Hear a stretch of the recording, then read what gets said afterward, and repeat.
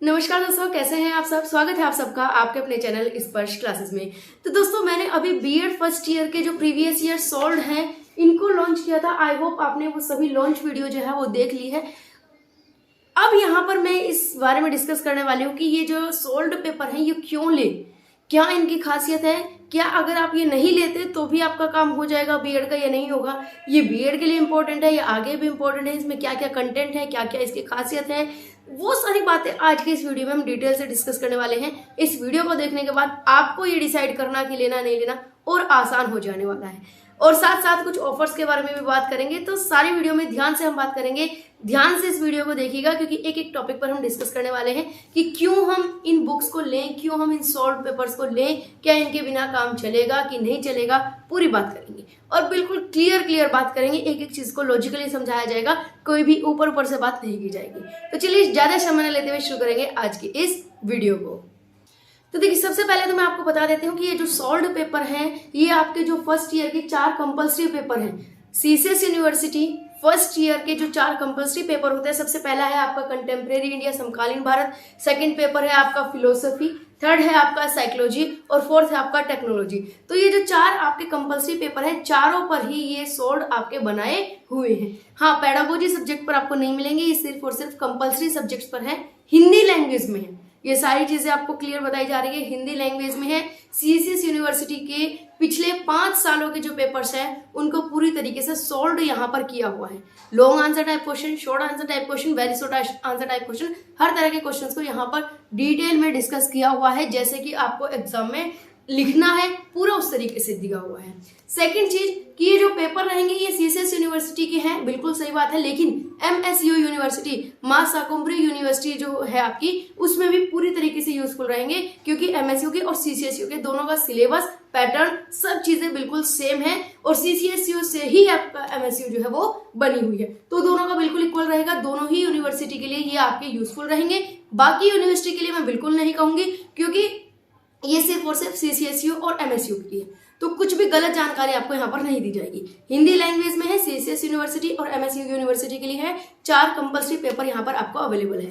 अब अगर आप इनके इंडेक्स में जाते हैं और देखते हैं कि इसके अंदर आपको क्या क्या चीजें अवेलेबल है, तो एक पेपर का दिखा देते हैं और साथ में आपको कंटेंट भी दिखा देंगे ताकि आपको कंटेंट का भी आइडिया लग जाए। तो देखिए, सबसे पहले ये आपका समकालीन भारत और शिक्षा है। इसके अंदर आप यहाँ पर देख सकते हैं लास्ट 5 ईयर्स के जो प्रीवियस ईयर सॉल्व है वो यहाँ पर आपको दिए हुए हैं।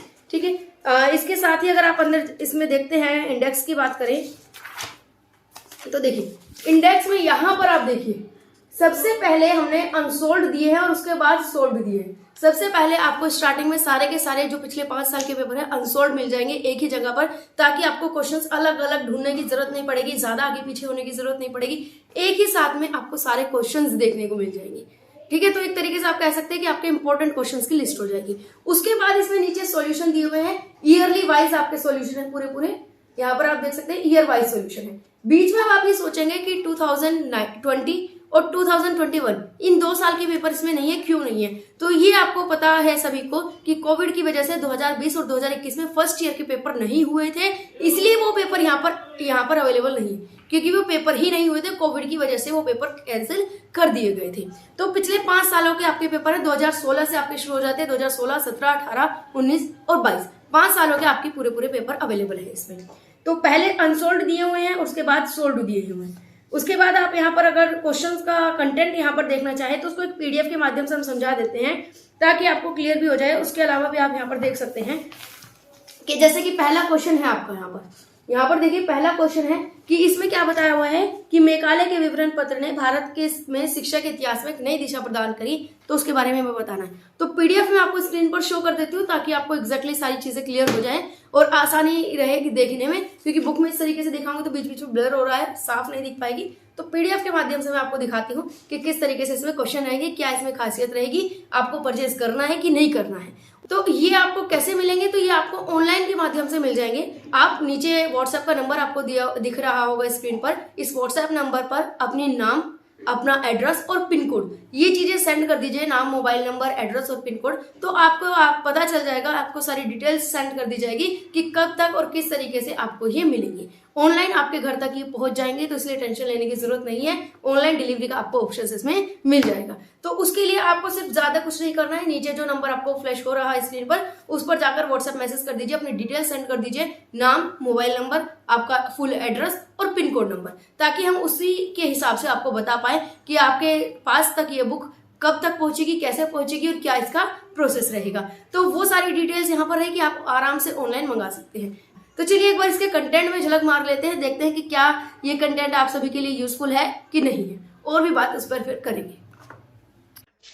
तो यहाँ पर आप ये देख सकते हैं, ये 2016 का आपका पेपर है, ठीक है, 80 मार्क्स का आया हुआ था। अब इसमें अगर सबसे पहले क्वेश्चन की बात करें तो सबसे पहला जो क्वेश्चन था वो था कि मेघालय के जो विवरण पत्र ने भारत के इतिहास में एक नई दिशा दी, इसकी हमें आलोचना करनी है। अब क्वेश्चन डायरेक्ट हमें टॉपिक की कितनी भी नॉलेज हो, लेकिन जब क्वेश्चन घुमाकर आ जाता है तो उसमें कंफ्यूजन हो जाती है कि कहाँ से स्टार्ट करें। इसके अंदर हमने सबसे पहले थोड़ा सा बेसिक बता दिया, इंट्रोडक्शन, कि मेघालय के आने से पहले मतलब प्राच्य पाश्चात्य विवाद क्या था और कैसे मेघालय जो है वो भारत में आए।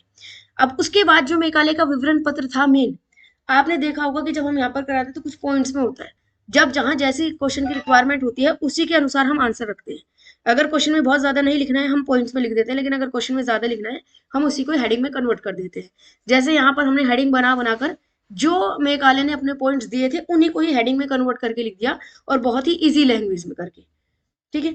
अब इसके बाद जो इन्होंने कहा था कि मेघालय की शिक्षा में क्या योगदान है, उसको हमने यहाँ पर अलग से हेडिंग बना दी, ताकि जो क्वेश्चन में पूछा गया है वो अलग से हम बता चुके हैं, तो एग्जामिनर को लगेगा कि हाँ इस पॉइंट पर हमने फोकस किया है।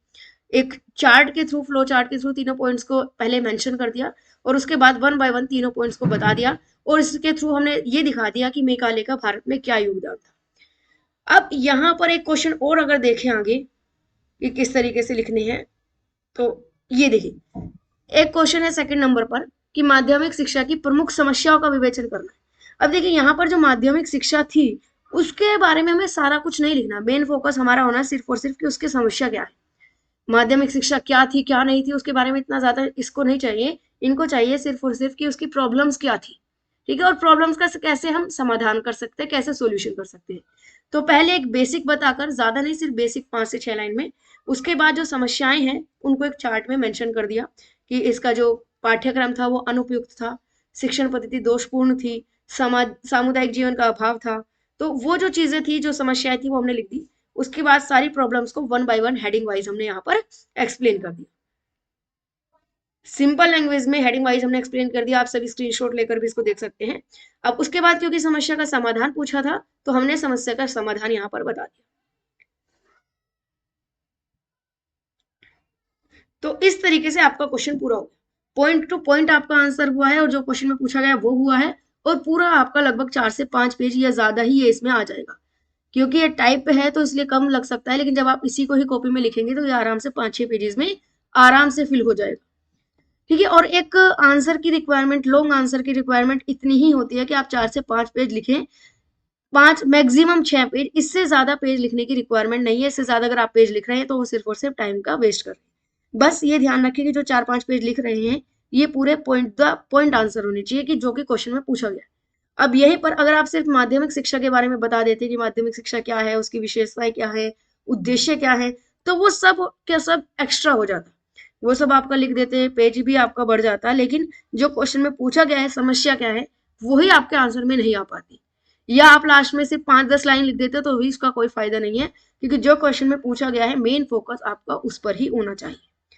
तो यहाँ पर इसमें यही चीज आपको पता चल जाएगी कि किस तरीके से क्वेश्चन आ रहे हैं, किस तरीके से उसका आंसर आ रहा है, और सिर्फ आप ये कर लेते हैं तो आपको पूरा पेपर इसी में से ही मिल जाएगा। तो दोस्तों आई होप आप सभी को ये चीज अच्छी लगी होगी, आपने क्लियरली देख लिया होगा कि कंटेंट क्या किस लेवल का है और क्या नहीं है।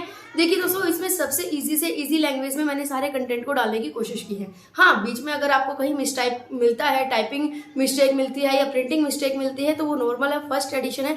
उसके लिए नीचे जो ईमेल आईडी दी है उस पर आप अपना फीडबैक शेयर कर सकते हैं, ताकि नेक्स्ट एडिशन में उन जो मिस्टेक्स है उनको इम्प्रूव किया जा सके। लेकिन इसके अलावा यहाँ पर एक चीज और कि जो आपके क्वेश्चन बैंक आते हैं विद्या सूर्या, उनसे इस चीज को कंपेयर मत करिएगा, क्योंकि वो बिल्कुल डिफरेंट कंसेप्ट है, ये बिल्कुल डिफरेंट कंसेप्ट है। वहां पर आपको सिर्फ और सिर्फ इंपॉर्टेंट क्वेश्चंस दे दिए जाते हैं, जो कि कुछ क्वेश्चंस ऐसे भी होते हैं जो आपके सिलेबस में नहीं होते, कुछ क्वेश्चन जो जरूरी होते हैं वो भी आपको नहीं दिए हुए होते हैं। सेकेंड ईयर के स्टूडेंट ये बात ज्यादा अच्छे से समझ सकते हैं, क्योंकि जो उनका एक सब्जेक्ट है वर्क एजुकेशन नया चला था, उसमें ऐसे ऐसे टॉपिक्स दिए हुए जो कि सिलेबस में नहीं है, और वो टॉपिक जो कि इंपॉर्टेंट है सिलेबस में, जो हर साल आते हैं, वो टॉपिक क्वेश्चन बैंक में नहीं दिए हुए हैं। तो वो बात रही। यहाँ पर आपको पिछले 5 सालों के पेपर को सोल्व किया हुआ है ताकि आपके ही सिलेबस के अकॉर्डिंग है सारे क्वेश्चंस। कुछ भी क्वेश्चन ऐसा नहीं है जो आपके सिलेबस में नहीं, क्योंकि आपके प्रीवियस ईयर में आए हुए हैं। साथ ही साथ आपको यहाँ पर ये पता चलता है कि प्रीवियस ईयर में किस तरह के क्वेश्चन पूछे जाते हैं और उसका आंसर हमें किस तरीके से देना होता है।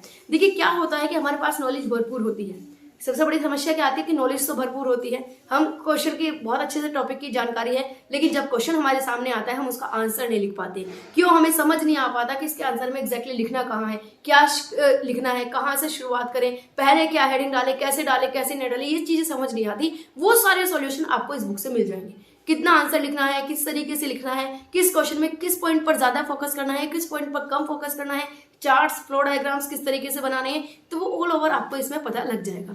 तो ये चीजें आपके लिए बहुत ज्यादा यूजफुल है। एक बात और कि अगर आप सिर्फ और सिर्फ ये भी कर लेते हैं बुक्स, आपने अगर कहीं बुक्स नहीं पढ़ी है, कोई क्वेश्चन बैंक नहीं, कुछ और लेने की जरूरत नहीं है, सिर्फ और सिर्फ इन बुक्स को अगर आप अच्छे से कर लेते हैं, रटना नहीं है, रटने पर कभी भी फोकस नहीं देना है, आपको इसमें सिर्फ क्वेश्चन का आंसर को समझना है, इजी लैंग्वेज में दिया हुआ है। तो आपको यहाँ पर रटने की कोशिश नहीं करनी है, सिर्फ इनको तैयार करना है, इन क्वेश्चंस को, इन आंसर्स को प्रिपेयर करना है, तो आपको पूरा का पूरा पेपर इसी में से ही मिल जाएगा। कोई एक आध क्वेश्चन अलग से मिल जाए वो तो नॉर्मल होता है, हमेशा कोई ना कोई 1-2 क्वेश्चन ऐसे दे ही देते हैं जो आउट ऑफ द बॉक्स हो, बट उसके अलावा सारा का सारा पेपर जो है वो यहीं से ही आपको मिल जाएगा, ये पूरी गारंटी है। तो ये आपके लिए काफी यूजफुल होने वाले हैं। अगर आप सभी मेंबर्स इसको बाय करना चाहते हैं, परचेस करना चाहते हैं, तो अभी ऑफर चल रहा है। सारी डिटेल्स जानकारी के लिए नीचे दिए गए नंबर पर आप जो है एक बार मैसेज डाल दीजिए, आपको सारी जानकारी, सारा प्रोसेस बता दिया जाएगा। अभी के लिए इतना ही। थैंक यू सो मच, मिलते हैं नेक्स्ट वीडियो में। आज के लिए धन्यवाद।